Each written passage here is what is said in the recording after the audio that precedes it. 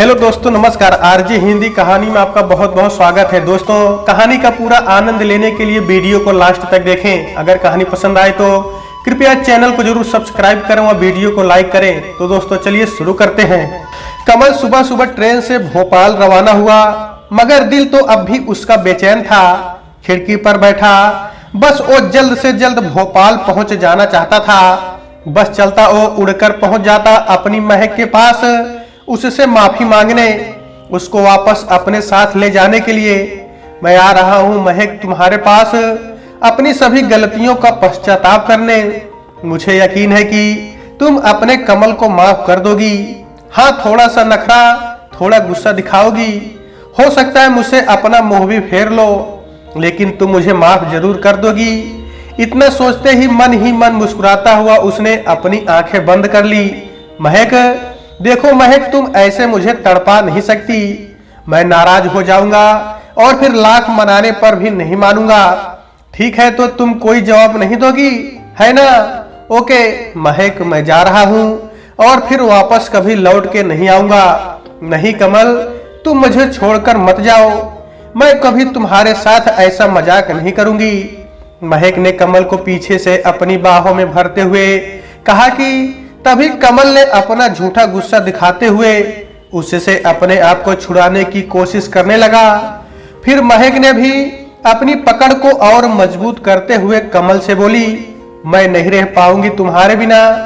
Please मुझे छोड़कर मत जाओ Kamal. I love you Kamal, I really love you.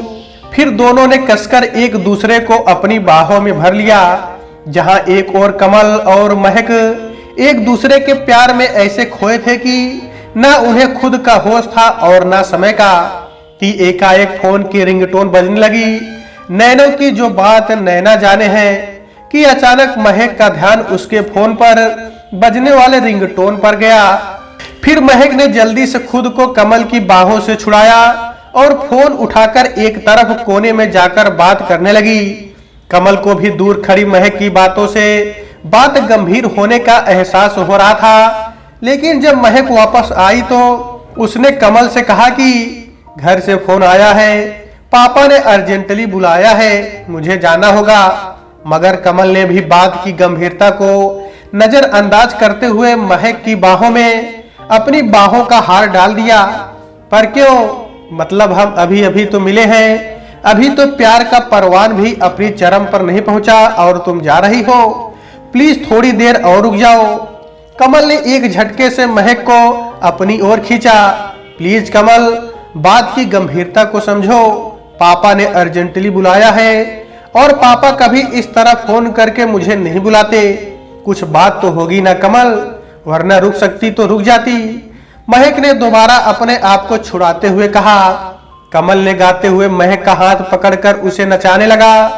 Please कमल, समझो ना, मैं कल जल्दी आ जाऊंगी। कहते हुए महक ने जल्दी से खुद को छुड़ाया और सामान लेकर अपने घर की ओर चल दी। जब महक घर पहुंची तो उसके पैरों तले जमीन ही खिसक गई।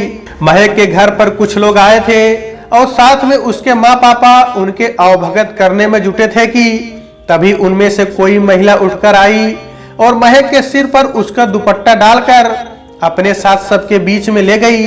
महक को कुछ समझ नहीं आ रहा था कि चल क्या रहा है और पूरे माहौल को समझने में लगी थी कि तभी उस महिला की आवाज ने महक का ध्यान उसकी ओर आकृष्ट किया। देखिए भाई साहब, हमें तो पहले से ही आपकी बेटी पसंद थी, आपकी बेटी के बारे में बहुत सुना था। बस एक बार महक को देखने की इच्छा थी और आज देख भी लिया। तो भाई साहब, बस आप यूं समझिए कि बात हमारी तरफ से पक्की। महक को अब भी कुछ समझ नहीं आ रहा था या समझना वो चाहती ही नहीं थी।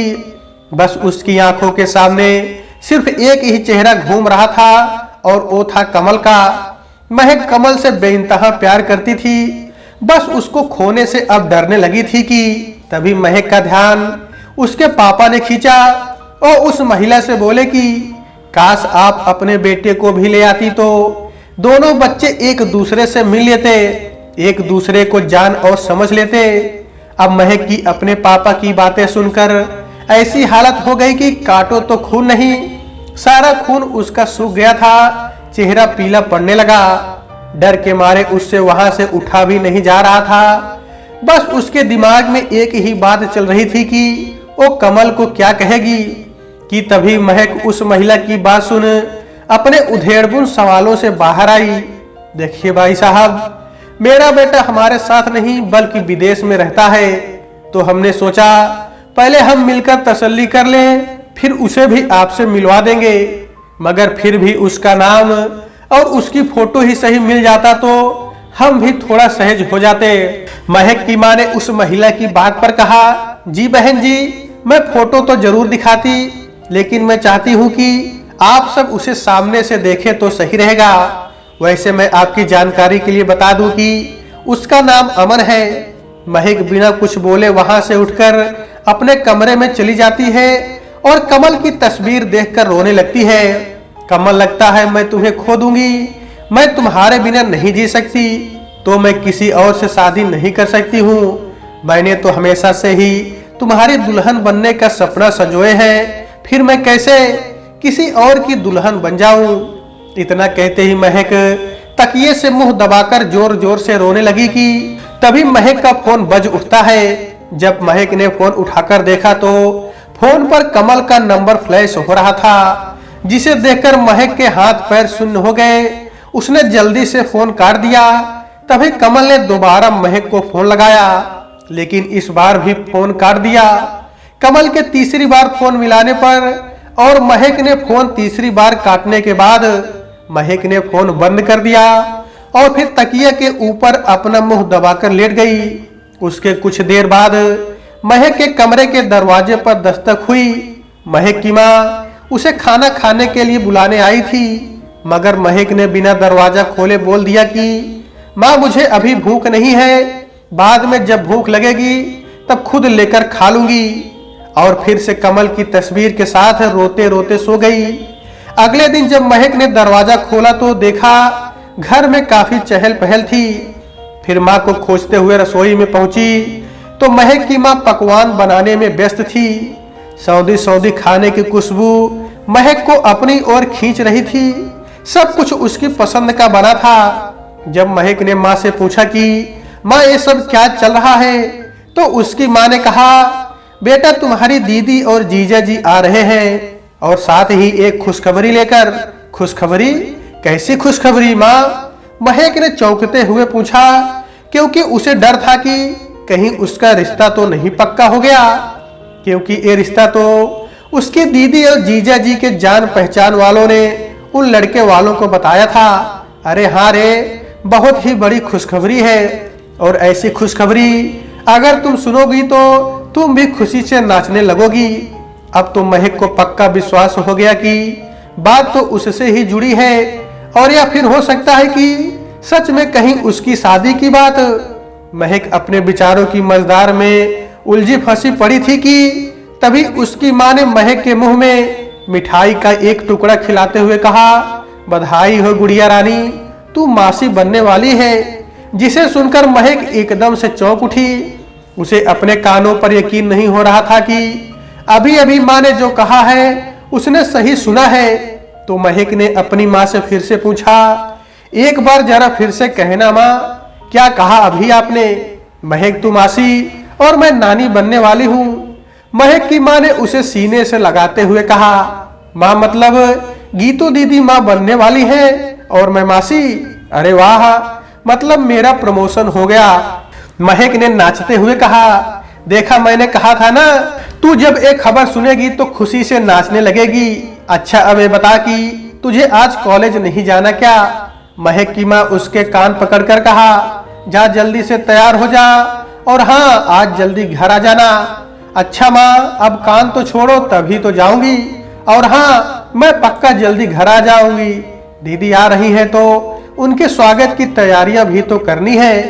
महक अपनी दीदी की खुशी में इतनी पागल हो गई कि वो अपने दर्द के बारे में भूल ही गई। एक तक भी भूल गई कि उसका फोन अब तक बंद है और उसने अभी तक कमल से एक बार भी बात नहीं की है। महक जल्दी से कॉलेज पहुंची तो सबसे पहले कमल को खोजने लगी ताकि वो उसे अपनी मासी बनने की खबर सुना सके। लेकिन जब महक कमल को खोजते हुए क्लासरूम में पहुंची तो कमल गुस्से में भरा बैठा था। जब उसने महक को आते हुए देखा तो वहां से उठकर क्लासरूम के बाहर चला गया। कमल का ऐसा बर्ताव महक को खलसा गया और उसे कल की सारी बात याद दिला गई, जिसके कारण उसकी सारी खुशी चकनाचूर हो गई। फिर तुरंत ही भागकर कमल के पास जा पहुंची, जहां वो दोनों अक्सर छुप छुप कर मिलते थे। महक ने दौड़कर कमल को पीछे से पकड़कर उसे अपनी बाहों में भर लिया, लेकिन कमल अब भी गुस्से के गुबार से भरा हुआ था, जो निकलने को आतुर था। उसने झटके से खुद को छुड़ाया और दूर जा खड़ा हुआ। महक ने अपने कान पकड़े और मासूम सा चेहरा बनाकर उसके सामने खड़ी हो गई, मगर कमल अब भी गुस्से की आग में जल रहा था। उसने महक को बिना देखे ही दूसरी तरफ अपना रुख कर लिया। महक ने फिर बोलना शुरू किया, कमल पहले तो कल के लिए सॉरी, मैंने तुम्हारा फोन नहीं उठाया, बार बार काटती रही और फिर, लेकिन तुम ये भी तो सोचो कि कोई बात होगी ना, तभी तो ऐसा किया ना। क्या बात है बोलो, ऐसी क्या बात हो गई कि तुमने मेरा फोन भी उठाना जरूरी नहीं समझा, और तो और फोन काटकर फोन ही बंद कर दिया, क्यों बोलो। कमल ने उस पर गरजते हुए एक साथ सारा गुबार निकाल दिया। कमल मेरे यहाँ से जाने के बाद जब मैं घर पहुंची तो मेरे घर पर कुछ लोग आए थे और घर पर हुई सारी बात उसने रोते हुए कमल को सुना दी। एक पल के लिए कमल सब सुनकर सुन रह गया और फिर दूसरे ही पल थोड़ा संभलने के बाद उससे बिना कुछ कहे वहां से चला गया। महक ने घर आने के बाद कमल को बहुत बार फोन लगाया, मगर कमल ने हर बार फोन काट दिया। और एक कमल और महक की कॉलेज में आखिरी मुलाकात थी। फिर ट्रेन के हॉर्न से कमल की आंख खुल गई। ट्रेन भोपाल स्टेशन पर खड़ी थी। कमल बहुत खुश था।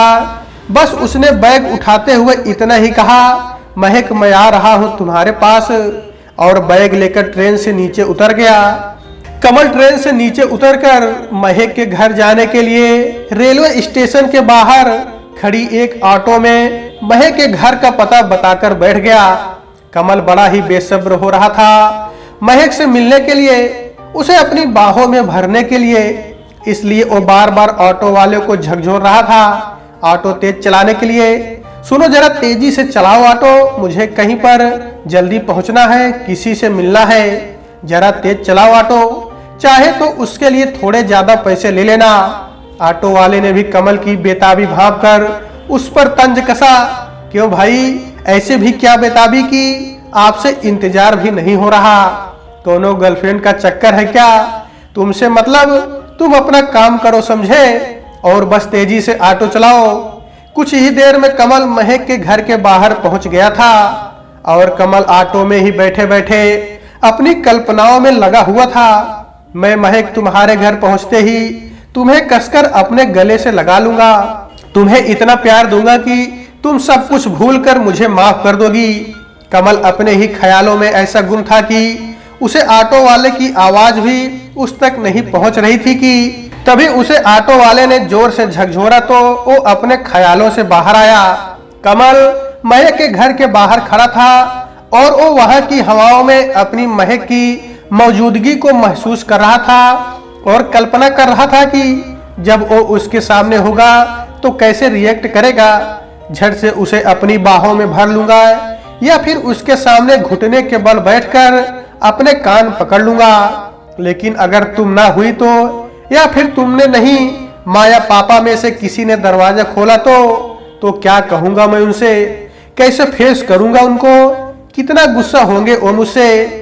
मैंने क्या कुछ नहीं किया था तुम्हारे साथ, कितना परेशान किया था तुमको, कितना जलील किया था तुम्हें, क्या कुछ नहीं कहा, तुम्हें चरित्रहीन की पदवी तक दे डाली। उस वक्त मुझे ऐसा लगा कि जैसे मैं तुमको जानता ही नहीं, और फिर अपने घर वालों के बहकावे में आकर तुम्हें जलील करते हुए अपने घर से निकाल दिया। ये भी नहीं सोचा कि तुम मेरे बच्चे की माँ बनने वाली हो, फिर भी तुम पर दया नहीं आई मुझको।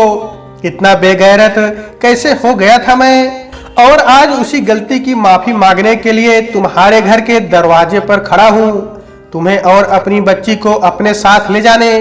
मुझे आज भी याद है और कॉलेज का दिन जब तुमने मुझे ये बताया कि तुम्हारी शादी पक्की हो गई है। और फिर मैं वहां से बिना कुछ बोले चला आया। तुम्हारी पूरी बात भी नहीं सुनी थी। बहुत गुस्से में था, तुम पर नहीं अपने आप पर, क्योंकि जब तुम मुझसे कहते कि चलो मैं तुम्हें अपने घर पर सबसे मिलवाती हूँ और अपने रिश्ते के बारे में बता दूंगी, लेकिन हर बार मना करता रहा कि अभी नहीं, बाद में, क्योंकि डरता था कि कहीं तुम्हारे पापा हमारे रिश्ते की सच्चाई जानकर मना ना कर दें। इसलिए टालता रहा कि जब मैं अपने पैरों पर खड़ा हो जाऊंगा तब खुद आकर तुम्हारे पापा से तुम्हारा हाथ मांगूंगा, और अगर मना कर देंगे तो भगाकर ले जाऊंगा तुम्हें अपनी दुल्हन बनाने। लेकिन जब तुमने मुझे बताया कि कल तुम्हारा रिश्ता पक्का हो गया है तो मैं बहुत डर गया था कि कहीं तुमको खो ना दूं। लेकिन जब तुम मुझे बार बार फोन मिला रही थी तो मैं ये सोचकर काटता रहा कि क्या कहूं मैं तुमसे, क्या बात करूं। पहले सोचा कि तुमको कह दूं कि चलो भाग चलते हैं, फिर सोचा कि नहीं, मैं तुमको लेकर कैसे भाग सकता हूं और कहां तुमको लेकर जाऊंगा। फिर सोचा तुमसे कुछ कहने से पहले माँ से बात कर लूं। ये सोचकर मैं माँ से बात करने गया तो माँ ने एक कहकर मना कर दिया कि तुमसे पहले तुम्हारे बड़े भाई की शादी होगी, फिर तुम जिसे पसंद करते हो मिलवा देना उसको मुझसे।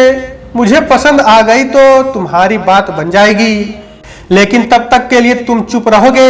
मैं बहुत खुश था कि कम से कम माँ मानी तो। लेकिन फिर तभी तुमने मैसेज में बताया कि 3 दिन बाद तुम्हें लड़के वाले देखने आ रहे हैं, और यहाँ पर कल भैया विदेश से वापस लौट रहे थे, क्योंकि माँ ने बताया था कि भैया की भी शादी तय हो गई है और भैया के लौटने के बाद ही उस लड़की को देखने हम सबको जाना है। एक तरफ मेरा तुम्हारे बारे में सोच सोचकर बुरा हाल हुआ जा रहा था तो दूसरी ओर घर में एक नई खुशियां दस्तक दे रही थी। पर पता नहीं क्यों एक डर बैठ गया था मेरे मन में, तुमको खो देने का महक। क्योंकि जिस दिन तुमको लड़के वाले देखने आ रहे थे उसी दिन मुझे भी भैया और माँ के साथ उस लड़की को देखने जाना था, और लाख चाहकर भी अपने घर वालों को मना नहीं कर पाया कि मुझे नहीं जाना है, और तुम्हें भूल जाने का मन पक्का कर लिया। पर किस्मत में क्या लिखा है किसे पता। मैं भाई और माँ के साथ तुम्हारे घर के बाहर हक्का बक्का सा खड़ा था। क्यों मैं ये नहीं सोच पाया कि तुम्हारे घर भी उसी दिन लड़के वालों का आना, जिस दिन हमें किसी लड़की वालों के घर जाना। दोनों ही कड़ियां आपस में एक दूसरे से कहीं ना कहीं जुड़ी हैं। ये मैं क्यों नहीं समझ पाया कि जिस दिन तुम्हारा रिश्ता पक्का हुआ उसी दिन भैया का भी। उफ, मैंने एक क्यों नहीं सोचा कि माँ ने जिस लड़की को भैया के लिए पसंद किया है कहीं वो मेरी पसंद तो नहीं।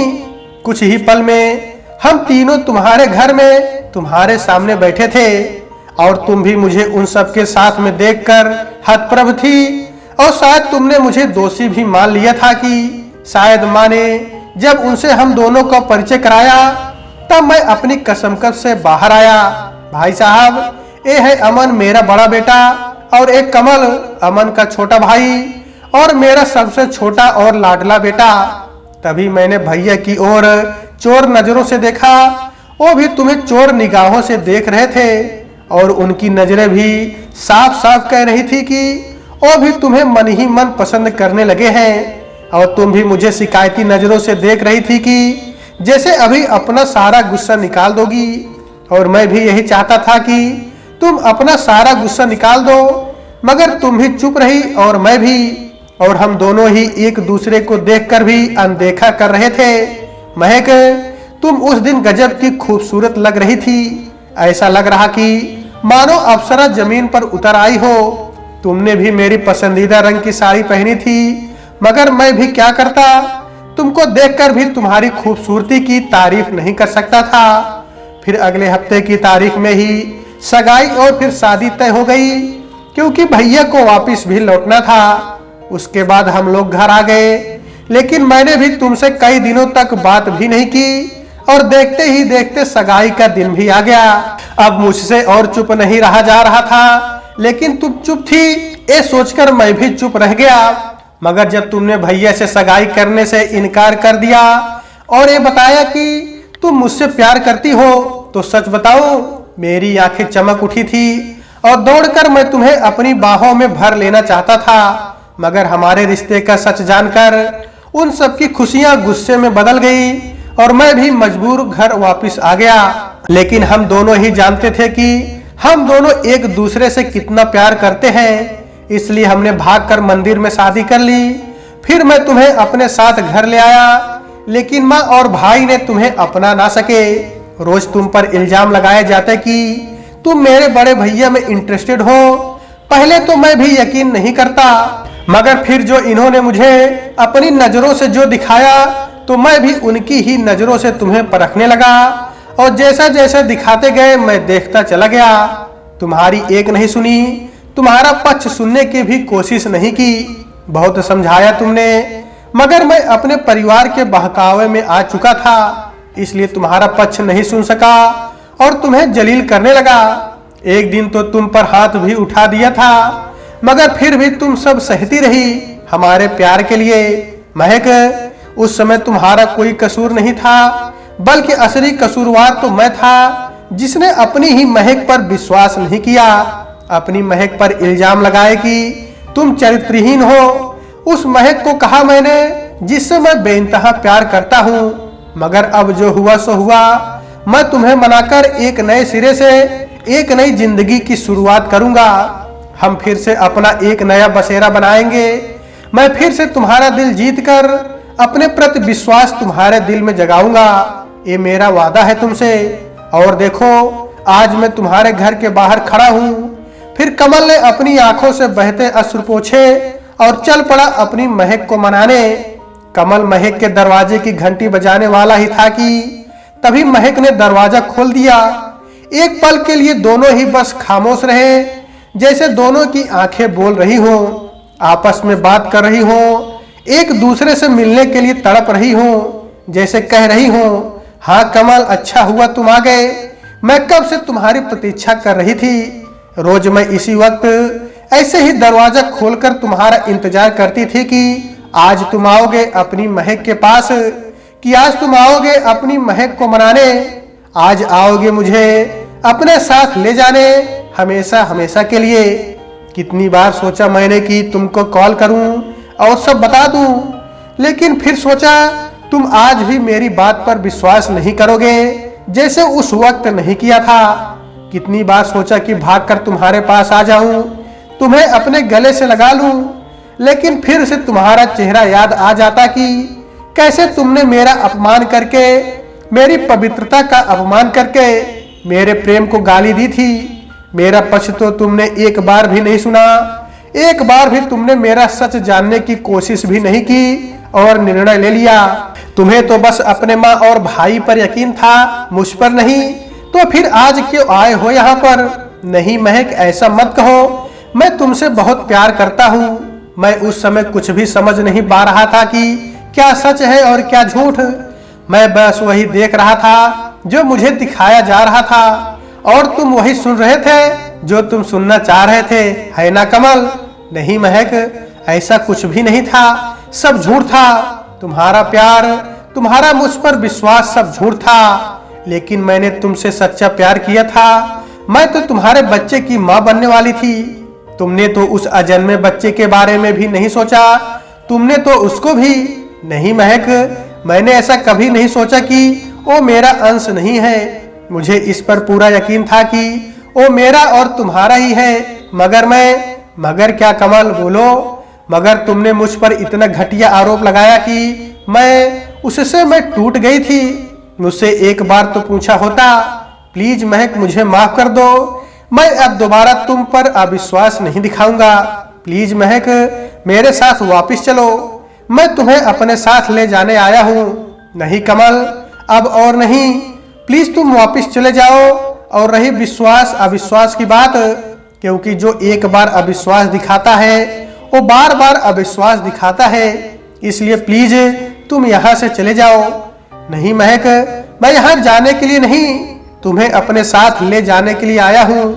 कमल और महक की केवल आंखें ही बात कर रही थी, मगर जुबान पर तो जैसे ताला पड़ा हुआ था। शब्द गले में अटके पड़े थे। बस दोनों एक दूसरे को अश्रुपूरित आंखों से देख रहे थे कि तभी कौन है, कहकर महक की मां ने पुकारा तो दोनों अपनी अवस्था में वापस लौट आए। महक अपने आंसू पोंछकर बिना कोई जवाब दिए अंदर चली गई। तभी उसकी मां ने कमल को देखा तो उनके होश उड़ गए, वो वहीं जम गई। लेकिन जब महक के पापा महक की मां का नाम पुकारते हुए पहुंचते हैं तो वो भी वहीं जम जाते हैं। फिर कमल दोनों के सामने हाथ जोड़कर नमस्ते करता है तो महक के पापा गुस्से में अपना आपा खो देते हैं। वो झल्लाते हुए बोले, तुम अब यहाँ क्या लेने आए हो? अभी कुछ बचा है कहने को जो आज पूरा करने आए हो? तुम्हें पता भी है मेरी बेटी किस किस दौर से गुजरी है, हमने उसे कैसे संभाला है वो हम ही जानते हैं। और आज थोड़ी बेहतर हुई तो तुम फिर आ गए उसी हालत में पहुंचाने के लिए। कमल उन दोनों के आगे घुटनों के बल बैठ गया और माफी मांगने लगा। अब माफी मांगकर क्या होगा? एक बार तो हम अपनी बेटी खोते खोते बचे थे, अब फिर से अपनी बेटी तुम्हें देकर तुम चाहते हो कि पूरी तरह से अपनी बेटी से हाथ धो दें।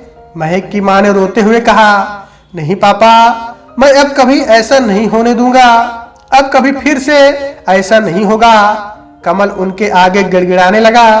तुम्हें पता भी है उस घर से निकलने के बाद उसकी हालत क्या हो गई थी। जो बेटी हम सबको जिंदगी मुस्कुराकर जीना सिखाती थी, उसी बेटी को अपनी खुद की जिंदगी से नफरत हो गई थी। उसे इतना भी होश नहीं था कि वो मां बनने वाली है और तुम्हारे कारण वो अजन्मे बच्चे के साथ खुदकुशी करने चली थी।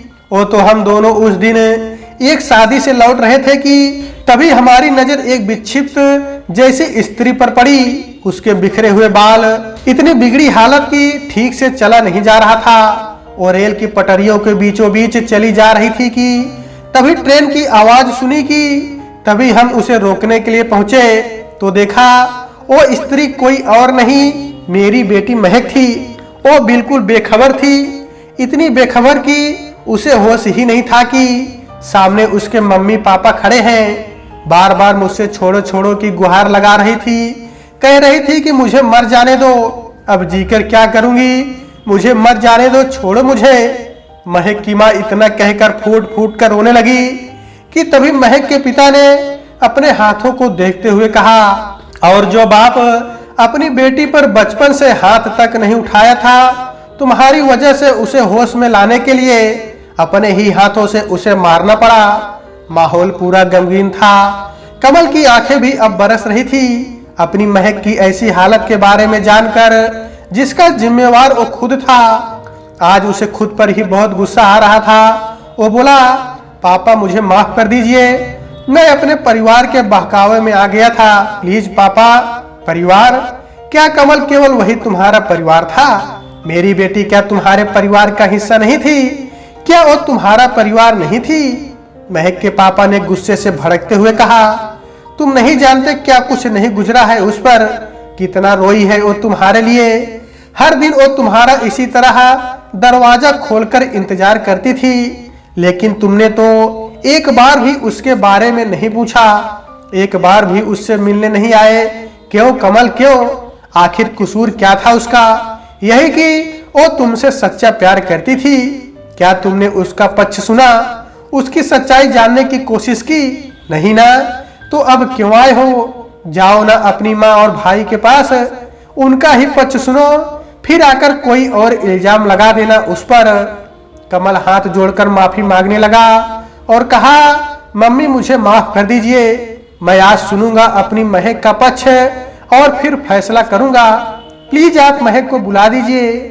महक भी वही दरवाजे के पीछे खड़ी सब सुन रही थी, मगर बाहर नहीं आना चाहती थी। कमल ने जब दोबारा पुकारा, प्लीज महक बाहर आ जाओ, वरना मैं चला जाऊंगा और फिर कभी लौटकर नहीं आऊंगा। ठीक वैसे ही जैसे कमल हमेशा बुलाता था अपनी महक को जब वो उससे छुपने का प्रयास करती थी, और जैसे ही जाने के लिए मुड़ा, महक ने पहले की ही तरह उसे आकर पीछे से पकड़ लिया और कहा, कमल क्या आज फिर तुम मुझे अकेला छोड़कर चले जाओगे? क्या आज भी मेरा पक्ष सुने बिना ही पहले की तरह निर्णय पर पहुंच जाओगे? कमल, हमारी शादी के बाद मैं तुम्हारे साथ तुम्हारे घर में तो आ गई, मगर उस घर में अपनी जगह नहीं बना पाई। शुरुआत में तो तब भी सही था, जब तक तुम्हारी नौकरी नहीं लगी थी। तुम्हारी नौकरी लगते ही तुम्हारे भैया के रंग ही बदल गए। जो भैया तुम्हारी नौकरी लगने से पहले मुझे अनदेखा करके वो स्थान छोड़कर चले जाते थे, वो भैया तुम्हारी नौकरी पर जाते ही मेरे कमरे में आ जाते। कहते कहते महक का गला रुंध गया, मगर फिर भी उसने आगे बताया। फिर वो मुझे इधर उधर छूते, मेरा हाथ पकड़ लेते और जब उन्हें धकेलती तो वो मेरे साथ बदसलूकी करते और मुझे मारते। लेकिन जब तुम घर आते तो फिर से पहले जैसे अनदेखा करने लगते। लेकिन जब वो तुम्हें ये बताते कि मैं उनमें इंटरेस्टेड हूँ, मुझ पर क्या गुजरती ये तो तुम सोच भी नहीं सकते थे। और कमल, ये सब वो इसलिए करते क्योंकि तुमने उनसे सगाई तोड़ दी थी, जो उनके ईगो को हर्ट कर गया था, है ना? कमल ने महक की बात को बीच में काटते हुए बोला। महक ने हाँ में सिर हिलाया तो कमल ने महक को अपनी बाजुओं में समेट लिया। फिर महक ने कहा, फिर एक दिन तुम्हारे भैया आकर मुझसे अपने प्यार का इजहार करने लगे और जब मैंने मना किया तो वो अपना आपा खो बैठे और मेरे साथ। फिर जब मैंने उन्हें धक्का मारा तो उनके सिर पर चोट और कुछ खरोचे और फिर उन्होंने वो मुझे दिखाए ये कहकर कि तुमने उन पर छी, और माँ ने भी उनका ही साथ दिया। खुद एक औरत होकर दूसरी औरत के साथ जो अन्याय हुआ वो सब चुपचाप घर में होने दिया, रोका नहीं उन्होंने।